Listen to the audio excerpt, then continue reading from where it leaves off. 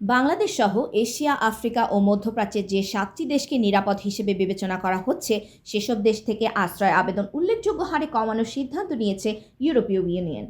এসব দেশের প্রত্যাখ্যাত আশ্রয় প্রার্থীদের দ্রুত ফেরত পাঠানোর বিষয়েও সম্মত হয়েছেন জোটের নেতারা। 18 ডিসেম্বর আন্তর্জাতিক অভিবাসী দিবসে এই সিদ্ধান্তের কথা জানিয়েছেন ইইউ। ইনফো মাইগ্রেন্টস বাংলার খবরে বলা হয়েছে, বাংলাদেশ, কলম্বিয়া, মিশর, কসোভো, ভারত, মরক্কো এবং তিউনিসিয়া এই 7 দেশ থেকে আসা আশ্রয় প্রার্থীদের আবেদনগুলো দ্রুত নিষ্পত্তি করবে ইইউ কমিশন। তবে নিরাপদ ঘোষিত দেশগুলোর পরিস্থিতিও পর্যবেক্ষণ করবে ইউরোপীয় কমিশন। ওইসব দেশে পরিস্থিতির অবনতি দেখা দিলে নিরাপদ দেশ স্বীকৃতি সাময়িকভাবে স্থগিত করা হবে।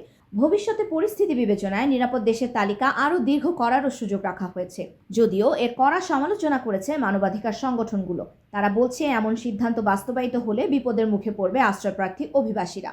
2015 সালে মধ্যপ্রাচ্যের যুদ্ধ এবং সহিংসতা থেকে পালিয়ে 10 লাখের বেশি শরণার্থী ইউরোপের বিভিন্ন দেশে আশ্রয় নিয়েছেন। তারপর থেকেই আশ্রয় ইস্যুতে জোটভুক্ত দেশগুলোর মধ্যে মতবিরোধ তৈরি হয়। তাই জোটের আশ্রয় ব্যবস্থা সংস্কারের ধারাবাহিকতায় দীর্ঘ বাকবিতণ্ডার পর 2024 সালে একটি অভিন্ন আশ্রয় নীতি তৈরি করে ইইউর দেশগুলো।